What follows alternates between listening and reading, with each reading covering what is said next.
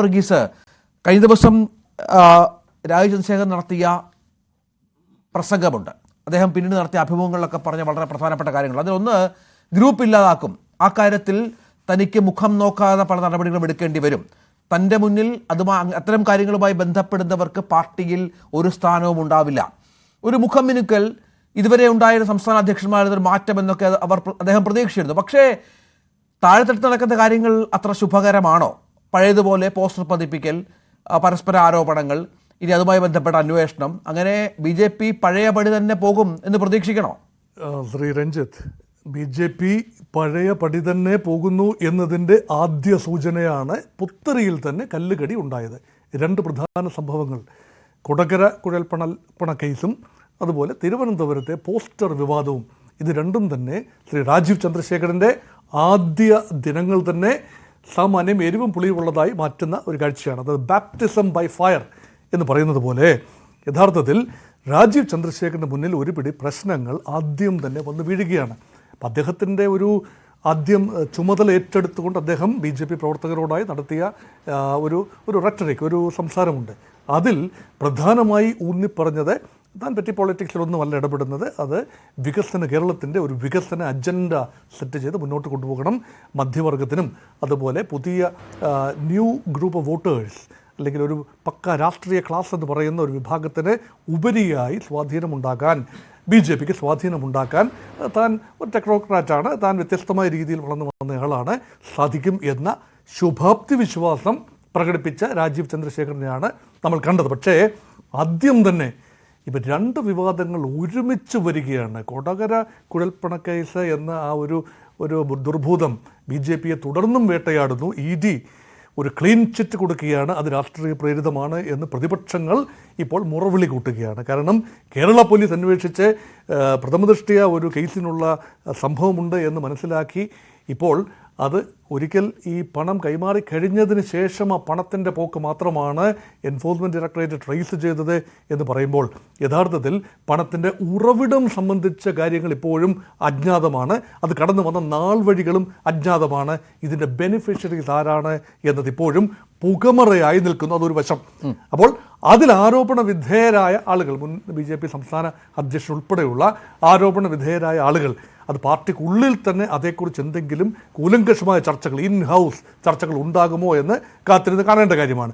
രണ്ട്, സംഘടനാ ചട്ടങ്ങളെല്ലാം അട്ടിമറിച്ചുകൊണ്ട്, എല്ലാ മര്യാദകളെയും അട്ടിമറിച്ചുകൊണ്ട് ഭാരതീയ ജനതാ പാർട്ടിയുടെ ഗ്രാസ് റൂട്ട് ലെവൽ പ്രവർത്തകരാണ് ഈ പോസ്റ്റർ പതിച്ചതിന് പിന്നിലെങ്കിൽ VV രാജേഷ് എന്ന മുൻ ജില്ലാ പ്രസിഡൻറ്റിൻ്റെ വസതിക്ക് പുറത്തും ജില്ലാ കമ്മിറ്റി ഓഫീസിന് പുറത്തും സംസ്ഥാന കമ്മിറ്റി ഓഫീസിന് പുറത്തുമായി രാജീവ് ചന്ദ്രശേഖരന് കൂടി കാണത്തക്ക രീതിയിൽ ഇംഗ്ലീഷിൽ പതിച്ച പോസ്റ്ററുകൾ മലയാളത്തിലും. അതെ, അതാണ് പ്രധാനം. കാരണം പുതിയ അധ്യക്ഷനെ കാത്തിരിക്കുന്നത്, ഈ പറഞ്ഞതുപോലെ പാർട്ടിയുടെ മുഖം മീനിക്കാൻ ഇറങ്ങിയ ആളെ കാത്തിരിക്കുന്ന ഇത്തരം പോസ്റ്ററുകളാണെങ്കിൽ, നേരത്തെയും ഇതുപോലെ ഒരുപാട് പോസ്റ്ററുകൾ സംഭവിച്ചൊരു പാർട്ടിയാണ്.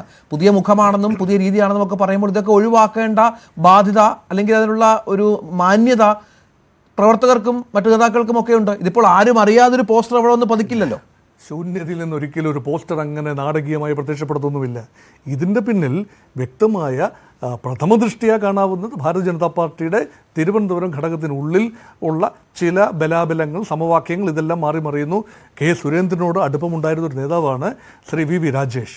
അപ്പം അദ്ദേഹത്തോട് വിരോധമുള്ള ചില ആളുകൾ, അല്ലെങ്കിൽ ഈ സംവിധാനം, ഈ പോക്കിനോട് വിരോധമുള്ള ആളുകൾ ഒരുപക്ഷെ ഈ അവസരം, അധികാര കൈമാറ്റം എന്ന അവസരം ഉപയോഗിച്ചുകൊണ്ട് തന്നെ ഒരുപക്ഷെ ചില വിഷയങ്ങൾ ആളിക്കെത്തിക്കാൻ ശ്രമിക്കുകയാണ്. ഇവിടെ ഓർക്കേണ്ട ഒരു കാര്യമുണ്ട്. കാരണം BJPയെക്കുറിച്ച് എപ്പോഴും കേൾക്കുന്ന ഒരു പ്രധാനപ്പെട്ട പഴി, BJPക്ക് ജൈവികമായ വളർച്ച കേരളത്തിൽ ഉണ്ടാകുമ്പോഴും നേതാക്കൾ തമ്മിലുള്ള പരസ്പരം മൂപ്പിളമ തർക്കങ്ങളും ഒരു നാഴി മറ്റൊരു നാഴിയിൽ ഇറങ്ങാത്ത അവസരവും, ഇതെല്ലാം തന്നെ യഥാർത്ഥത്തിൽ ഒരു കേഡർ പാർട്ടിക്ക് ചേർന്ന രീതിയിലല്ല.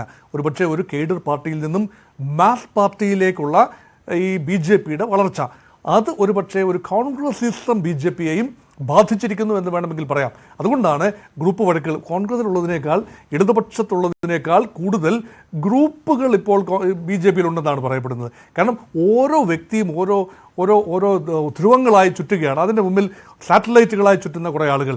ആ രീതിയിൽ സംഘടനാ പ്രവർത്തനം മുന്നോട്ട് കൊണ്ടുപോകാനാവില്ല, സംഘടനാ കെട്ടുറപ്പുണ്ടാക്കാനാവില്ല. അതുകൊണ്ട് മിഷൻ 2026 നിയമസഭാ തെരഞ്ഞെടുപ്പിന് വേണ്ടി BJPയെ ഒരുക്കുക. അതിന് മുമ്പായിട്ടുള്ള സെമി ഫൈനൽ എന്ന നിലയിൽ കോർപ്പറേഷൻ, നഗരസഭ, പഞ്ചായത്ത്, ത്രിതല പഞ്ചായത്ത് തെരഞ്ഞെടുപ്പുകളിൽ BJPക്ക് മെച്ചപ്പെട്ട പ്രകടനം കാഴ്ചവെക്കാൻ കഴിയുക. അങ്ങനെ BJPക്ക് നിലവിലുള്ള 20% വോട്ട് ബാങ്ക് ഒരു ത്രഷ് ഹോൾഡ് ലെവലിലേക്ക് 30-35% ഉയർത്തിക്കൊണ്ടുവന്നാൽ സീറ്റുകളിലേക്ക് ഈ വോട്ട് ഷെയറിനെ സീറ്റാക്കി മാറ്റിയെടുക്കാൻ തക്ക ഒരു BJP ഒരു 60ഓളം മണ്ഡലങ്ങൾ കണ്ടുവച്ചിട്ടുണ്ട്. അതിൽ തന്നെ 19 മണ്ഡലങ്ങൾ കഴിഞ്ഞ ലോക്സഭാ തെരഞ്ഞെടുപ്പിൻ്റെ കണക്കനുസരിച്ച് BJPക്ക് 1ാം സ്ഥാനമോ, അത് 11 മണ്ഡലങ്ങളാണ്, 2ാം സ്ഥാനമോ ലഭിച്ച മണ്ഡലങ്ങളാണ്. ആ മണ്ഡലങ്ങളിൽ കൂടുതൽ ശ്രദ്ധ കേന്ദ്രീകരിച്ചാൽ ഡബിൾ ഡിജിറ്റിൽ എത്തിയില്ല എങ്കിലും 5 മുതൽ 10 വരെ സീറ്റുകളിലേക്ക് നിയമസഭയിൽ സാന്നിധ്യം അറിയിക്കാൻ ഒരുപക്ഷെ രാജീവ് ചന്ദ്രശേഖരന് കഴിഞ്ഞുവെങ്കിൽ തന്നെ ഏൽപ്പിച്ച ദൗത്യം പൂർത്തീകരിച്ചു എന്ന് ശ്രീ രാജീവ് ചന്ദ്രശേഖരന് പറയാൻ സാധിക്കും. ഒരുപക്ഷെ അതാണ് ആഗ്രഹം. പക്ഷേ അതിൽ പുത്തരിയിൽ കല്ലുകടി എന്ന് പറയുമ്പോൾ അത് സാധിക്കാത്ത രീതിയിൽ സങ്കീർണമായി സംഘടനാ പ്രശ്നങ്ങൾ വരുമ്പോൾ ഫയർ ഫൈറ്റിങ്ങിന് വേണ്ടി രാജീവ് ചന്ദ്രശേഖരന് ഒരുപാട് സമയം ചെലവഴിക്കേണ്ടി വരുന്നു. ഒരു വിഷയമുള്ളത്, ശ്രീ രാജീവ് ചന്ദ്രശേഖരന് ഗ്രാസ് റൂട്ട് ലെവലിലെ പല പ്രവർത്തകരെയും അറിയില്ല. നേതാക്കളെ പോലും ഒരുപക്ഷെ പേര് ചൊല്ലി വിളിക്കാൻ തക്ക ഒരു സൗഹൃദമോ അടുപ്പമോ ഉണ്ടാകണമെന്നില്ല. അദ്ദേഹം കേരളത്തിൽ പുതിയതാണ്. കാരണം തിരുവനന്തപുരം മണ്ഡലത്തിൽ പ്രവർത്തിച്ചു, അങ്ങനെ തന്നോടൊപ്പം പ്രവർത്തിച്ച ആളുകളെ അറിയാമെന്നല്ലാതെ കേരളമാസകലം 24 hours പ്രവർത്തിക്കേണ്ട ഒരു മുഖമാണ് കേരളത്തിലെ സംഘടനാ ചുമതലയുള്ള പ്രസിഡന്റിൻ്റേത്. അതിനുള്ള വൈഭവം, അതിനുള്ള ട്രാക്ക് റെക്കോർഡ് ഒരുപക്ഷെ രാജീവ് ചന്ദ്രശേഖരൻ ഉണ്ടാകില്ല. ഒരു ബിസിനസ് മോഡലിൽ, കോർപ്പറേറ്റ് മോഡലിൽ, ഒരു CEO മോഡലിൽ അദ്ദേഹം തന്നെ ജൂനിയർ ഓഫീസേഴ്സിലൂടെ നടപ്പാക്കാം എന്ന് കരുതിയാൽ കേരളത്തിൻ്റെ രാഷ്ട്രീയ യാഥാർത്ഥ്യങ്ങൾ അങ്ങനെയല്ല. അതുകൊണ്ട് he has to hit the deck.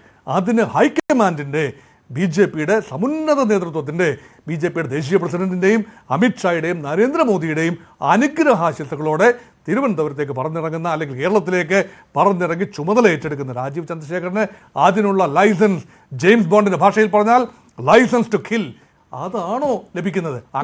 കാത്തിരുന്ന് കാണണം. കാരണം ഈ ഒട്ടും ആശാസ്യകരമായ, പാർട്ടിയെ സംബന്ധിച്ചിടത്തോളം ഒട്ടും ആശാസ്യപരമായ കാര്യങ്ങളല്ല ഇന്ന് സംഭവിച്ചത് എന്നുള്ളതാണ്. ശ്രീ നിജേഷ്